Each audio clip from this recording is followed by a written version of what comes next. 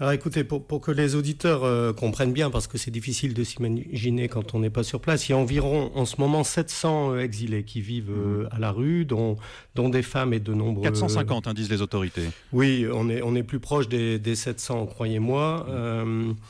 Alors, ces gens vivent dans le plus grand dénuement, c'est-à-dire qu'ils n'ont rien.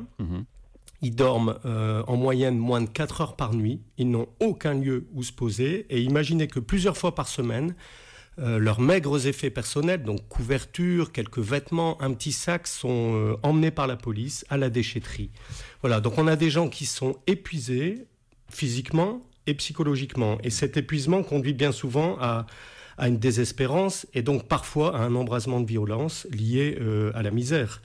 Ça, c'est le premier point. Le second point, c'est que les points de passage, puisque la plupart d'entre eux sont là pour tenter le passage vers l'Angleterre, les points de passage avec la politique du tout sécuritaire ont été renforcés, et notamment ceux où les plus pauvres tentaient de passer gratuitement.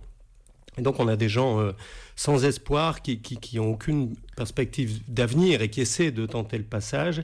Ça renforce les réseaux de passeurs, c'est ce tout sécuritaire qui fait le jeu des réseaux. Et on a aussi, il faut le dire, des logiques de territoire liées à la volonté de passer en Grande-Bretagne. Voici pour ce constat et ces conditions de vie des migrants.